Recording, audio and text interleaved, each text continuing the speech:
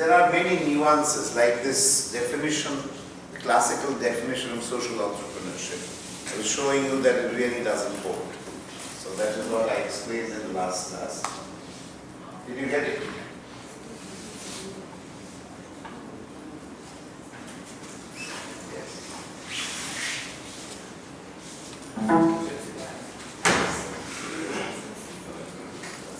Is there or not there?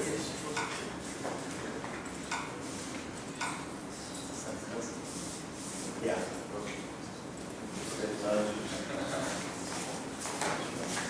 I hope I don't need a mic.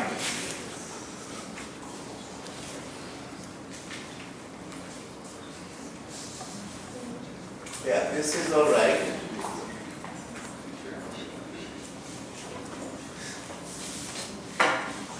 I did mention some perverse NGOs as well, so I don't want to get back to that. All right. I also mentioned, if you remember, that there are various categories here. Remember that when Durbar came, they didn't want to call themselves an NGO. We had that little discussion. So you must remember that. So these are some of those nuances to get it. This is history, forget it. So, what you need to notice, look at Gunj and look at Pratham. It's not in this period. You probably realize. So, this is where really the NGO movements were coming of age. Also look at the areas: health, education, drinking water, sanitation, small irrigation, forest regeneration. So this is very much where NGOs operate. This is the domain. Obviously, therefore, in this domain, a straightforward economic value-added relationship is never going to be possible. You know, exactly like how business works, it cannot translate into a simple transaction of money. It will not happen. On the other hand, if you look at the Nobel laureate Amartya Sen and his work on economics, and there are many others, you see that exactly like in China, unless you get these things right, the economy of the country will never go places. India, for instance, as an example, will never be a global superpower unless it sorts out these issues. This has to be sorted out. This is another way of looking at the whole thing. Okay? This is the time when, you know, the next phase of government NGO partnership, where you see that the government started giving more attention, more recognition to NGOs. Okay? So that is true of Pratham, Gunj and others. Okay. So then this is the 7th Prime 5-year plan. So it is only, as I said, after 1985, grudgingly it started. In the 90s it started even more. Okay. Then we talked about volunteerism. You can see that here. Okay. All right. Now look at this. Look at the various types of NGOs. Advocacy is one of them. Okay. And then you have consultancy, research organizations, training, networking, mother NGOs, grassroots, city-based, international, beneficiary communities, religious education. Okay. Now, let's start with the easiest. Religious NGOs. If you look at Mother Teresa's Missionaries for Charity, this is where it will come. Alright?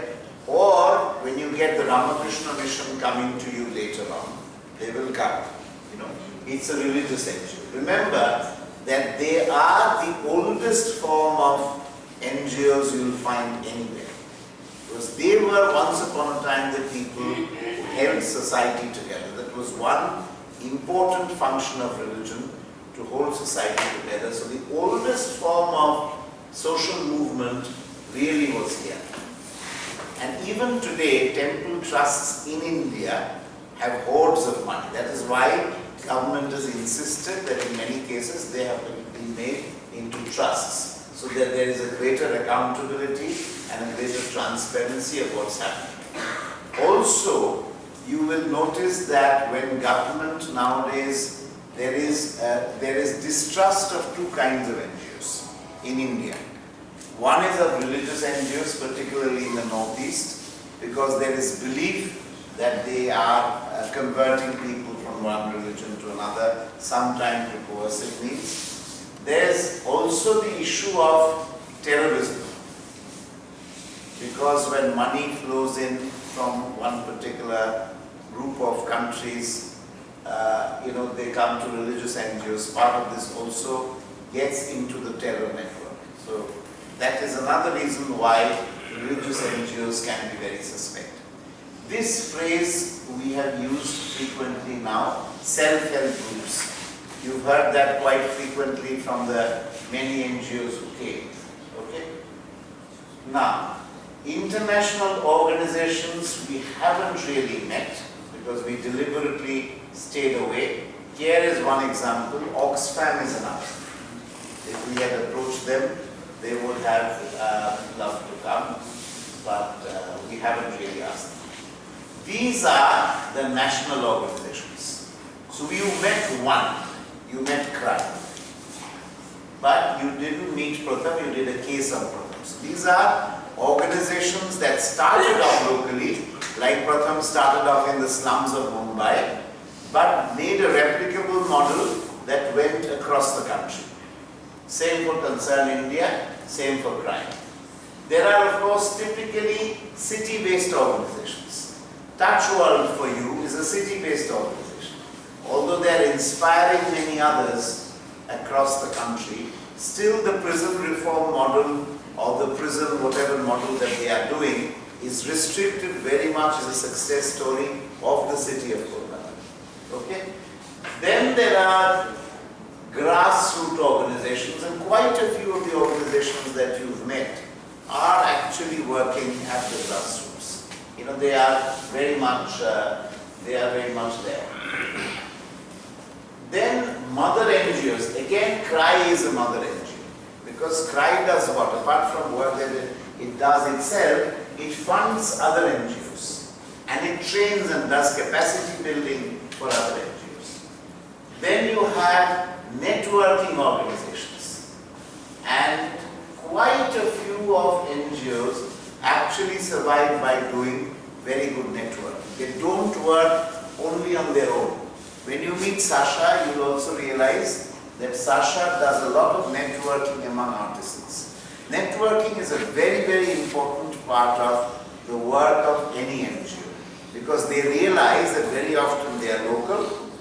So if they have to move something on a national scale, they need to team up with like-minded people or people working on similar causes elsewhere in the country, and team up, make representations to government, lobby for changes in policy. Same goes for Durbar. So when they are trying to influence national policy on sex workers, obviously they cannot only do it with Sonagachi and Kabra. They have to work with many, many other organizations across India. Okay? Bandhan also, sir. Network. Yes, Bandhan also. Advocacy. Advocacy. Now, do I have that list somewhere in a piece of paper that who has come? Gunj is basically an advocacy organization. You see, typically when you look at organizations who work, alright, you will get two types, broadly. One is people who work classically in the field of advocacy. Durbar is an advocacy organization who work for promoting the rights of sex workers. And I must tell you, in many of the presentations, Helpage came and talked about the rights of old people. Vikramshila when they came, CRI when they came, they talked about the rights of little children. PETA is a movement that works on the rights of, what you can do, preventing cruelty to animals. But the truth of it is, when we look at advocacy, it is commonly understood that advocacy organizations only lobby, they don't do resource mobilization. Whereas if you see in real life, they are all hybrid. In real life, all organizations that work in advocacy also have economic resource mobilization activities, and all economic resource mobilization NGOs also work in advocacy. So this is something that one needs to understand. Of course, in some cases, one is so strong, like in Touch World, the advocacy arm is so strong that resource mobilization is virtually absent. So one is 80%, the frame is 80%, 20%, or 20, or that is 60-40. So but we need to realize this. Okay. Now let's go to understanding the Pratham experiment. Why I wanted you to also look at Pratham is to realize one thing.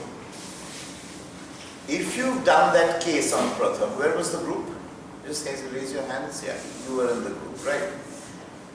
You will notice that if you read that case, and I'm sure others did as well, Pratham was standing at the crossroads at one point in time, wondering what to do next, because they saw that the state, the government was itself getting interested, was mobilizing policies, and the landmark policy in that area was the Right of Free and Compulsory Education Act 2009. This case that you presented yesterday or the other day, on Monday, stopped in 2008 or 9, right? And that is when this landmark legislation really came on education. So therefore, the journey of Pratham between 2009 and 2016 would be even academically very interesting. So why is it important to study? Theoretically, if you go through the Right to Free and Compulsory Education Act, you will see that certain kinds of schools have no right to exist anymore. Schools that are, for instance, going up to one part, let's say the first 4 preparatory levels, as we call it in India, say class 1 to 4. Even in West Bengal where we are, there are still schools which stop at class 4 and have nothing beyond. Okay? And this act was very clear. It said that you cannot have such schools anymore. You need to have all schools properly registered that go the whole length. You cannot stop half the way. Alright? Kindergarten is a separate thing. But once you come to a school, the school has to take you through the whole journey. The reality is that these schools still continue. They have not stopped. Alright? There are several other things that they said. They said every teacher in a school must have a certified training, that is normally called a diploma in education or a degree in education, given by a recognized college or university of education, alright, and recognized by also the National Council of Teacher Education. If that were to theoretically hold, Pratham would cease to exist. Because if you remember, Pratham works with volunteers who do not necessarily have teacher training qualifications. They just picked up people who had the desire to give and who had the ability to give, but need not be professionally trained in teacher education. So what I'm trying to point out is something also very unique to India, but also to developing countries and to movements in society, which is government mandates. Government legislates, but government does not necessarily have the wherewithal to carry it through by a given date. And that is why you will still see that there has been an extension of the period by which teachers can now acquire a teacher training qualification. This is now in the news some time back. Because the government sees that yes, I've given a date, but that date doesn't hold. There's a law, but the law by itself doesn't have teeth. Even now, after making education a fundamental right and announcing all these policies, the government itself, by itself, is in no position to enforce it till it has completely prepared the alternative mechanism. And the sad truth is that unlike China, where social policies, it's basically one-party government, and then it is not a democratic society, and government is really the principal actor. Unlike that in countries like India, and there are many like India, the government has the unenviable task of working on all these causes. And it doesn't really, it's not very effective at all. This is the kind of list of the areas where NGOs really work. And fact of life is the government finds itself half the time not even implementing 10% of what it says. So the reality is that that 90% will always have to be filled up by somebody else. Now, what has RTE done? Let me tell you. The RTE is common as the Right to Free and Compulsory Education Act 2009. On October 12, which is what, tomorrow, National Independent Schools Association, it's an association of private schools, is observing a Black Day. Black Day, why? That means schools will be held. Everybody, a lot of schools belonging, there are some 100,000 schools belonging to them. They will all wear black ribbons and have black flags in the buses. Why? Because they're saying government is not recognizing enough the contribution of private schools to national education. It's the same story. The government in India, right from independence till today, haltingly recognizing the efforts of NGOs and independent entities. But intrinsically they feel they want to do it all by themselves. So when they legislate, when they make laws, it is as if they order and everybody falls in line. In India, you order, nobody falls in line. So this is the character of the country.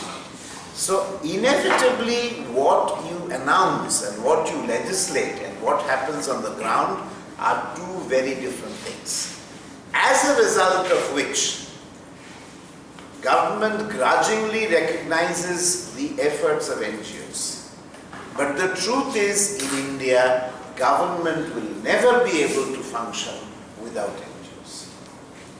And unfortunately for NGOs, they will never be able to function without the government. So, in a sense, it will always have to be, so you have this, I'm not going to take you through this, but these are all theoretical, and this is the truth. The state and NGOs need each other, okay? So there's a lot of staying, and finally, it will have to be a three-way relationship, where corporates also play a part. So we will do that in another session of business-NGO relationship. So it finally will need to be a three-pronged relationship, where nobody is completely deprived. So these are some of the things I wanted to share with you. Now let me just go to the leadership thing, because otherwise I'll run out of time on that. Yes.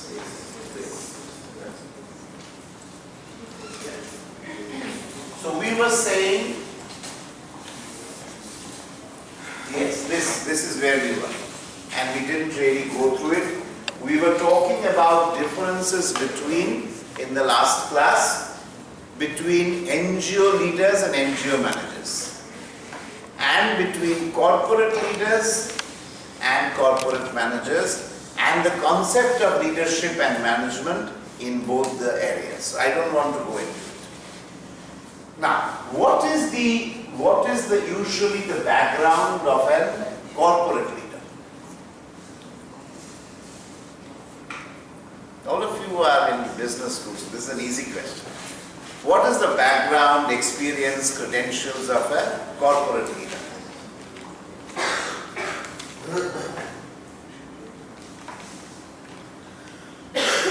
I'll be so glad. Who is a corporate leader? Yes. Academic background in that area. As first of all, an academic background in that area. Then, yes, Professional background in the area as well. professional experience and whatever in that area, in that sector. Then, anything else? Strong focus on profit making. Strong focus on profit making. Also, what I want to talk to you about very quickly is that to be a leader, that person has to be a visionary. A manager may or may not have a long vision. But look at people like Steve Jobs, Bill Gates, whoever. They saw well beyond the immediate. And that is why they became leaders or not just managers. If you look at NGOs, what does it take to make an NGO leader? You've seen so many of them now. Managers, leaders, you've seen them all. What is one thing that is common to NGO leaders and managers? Huge dependency on volunteers, so they have to motivate. So one is, yes, huge amount of volunteerism. Yes? They are convinced of what they are doing. They are very convinced, and even if the world is against that, they still want to go that way. And they are extremely passionate people. That's one thing. They tend to be very determined. Money is not their primary source of motivation. Now come to the other differences. Personal academic background and professional expertise often do not count. Unfortunately. So in a world that is legislating more and more, the absence of professional experience and personal academic background is actually hitting the NGO sector very badly. Because when you have to comply with accounts and audit regulations and a legal framework, and you function with complete, not ignorance, but a complete thing away from the, if you remember Alukananda Roy and Touch World, look at that body language. There is no, I wouldn't say no respect, but there is a certain helplessness towards law and towards, I function my way. That's the kind of thing. And most of these people are like that. So the structure and the systems orientation that you find in the corporate is missing. Now there are certain other things. Do you recognize this story? Compelling personal history, the background of any NGO leader. You heard from Alukananda Roy her first experience in a jail. You read in Arvind Eye Hospital the story of the lady dying next door. You heard today from this guy how somebody in Delhi was getting dead bodies and whatever. These are experiences that leave many people untouched, but these change the lives of NGO leaders. So their encounter doesn't start with an academic background necessarily, or even with a professional experience. It starts with a shocking thing or something that they say, well, this is going wrong and I must find an answer. So, and that event, that history can be at any point in time. With the founder of Arvind Eye Hospital, it was at the age of 5. Much before anything, any corporate leader would even have an idea of what he wants to do in life. Okay? So these encounters, these little things can happen at any stage of life and they can completely throw you off gear, and then it becomes a lifetime of passion and I don't want to think of anything else. It's obsession. So one thing that characterizes them is obsession. So compelling personal history. Then a distinctive profile of beliefs. That means they really feel they can do it. The difference is some people watch and feel helpless. And some people say, I can do it. And this is what an NGO leader typically says, I can do and I need to do something about it, regardless of whether other people are in it or not. And sometimes they succeed. Strangely enough or luckily enough, they succeed. And their impressive accomplishment in the face of odds. Again, going back to Arvind, remember the rheumatoid arthritis bit. The guy's limbs were completely this way.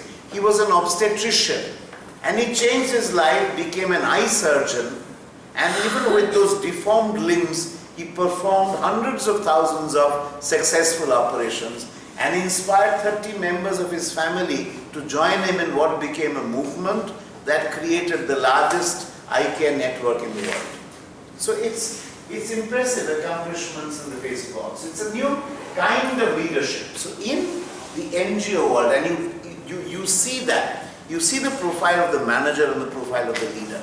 They're completely different. In a corporate sector, the manager-leader gravitation is almost like a chemical equation. You can go forward and come backward. Here you can't. There are corporate leaders who have, let's say, startups. Sometimes you sell off. Ramesh Chauhan sold off. There are many people who sold off. Captain Gopinath of Deccan Aviation sold off and then became a manager. There are many people, many examples that I sell off my stake, I become a manager. In this world, there is no sell-off. There is no retirement, there is no sell-off, and a leader never becomes a manager. He always remains a leader. Once you make that commitment, society doesn't allow you to withdraw, your beneficiaries don't allow to withdraw, regardless of your health, regardless of your money, regardless of what you have, regardless of your resources, people demand that you carry on, and they carry on till the day they die. There is no person I know in the NGO world who is into it for the real thing, not just to make money on the side or siphon of government funds, and who retires. It's a benefit, but it's a huge tall order because you can never withdraw, you can never leave. Okay, there are 3 strategies that they follow. One is they reframe the challenge.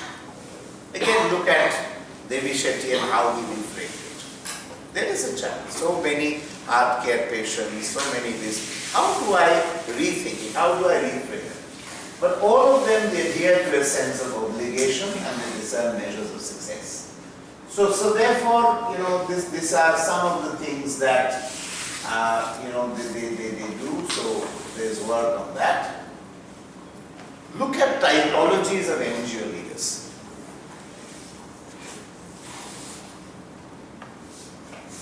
Do you sense something from the people you saw? You can almost characterize each one of the guys you met. Who were the leaders you met or encountered? You heard about Devi Shetty in Narayan Hrudayalaya, Arvind, you heard about Touch World, the founder you met. Who else there did you meet the founder? Did you meet any other founder so far? No, I think the others were managers. I think the others were managers. But very clearly, you can see that managerialist is the style of an Arvind or of a Narayan Hrudayalaya. Activist is the style of a Gunj. Paternalistic is again the style of Arvind. 3 generations means he's kind of a father figure. And catalytic people who really look at spreading the thing far beyond themselves. So, and then you can have a hybrid, like there's no such golden thing, so you have all these explanations. Now, let's look at this. What is the biggest challenge for an NGO? The biggest challenge for an NGO is continuity and renewal. The question you put to Touch World. How does it continue beyond you? How do you make sure that you survive the test of time? So, first of all, this is the biggest plus and the biggest negative. The charisma of the NGO founder. When Anshu Gupta is not there, what happens to Bunch? Already Dr. V is not there, what is happening to Arvind? When Devi Shetty is not there, what happens?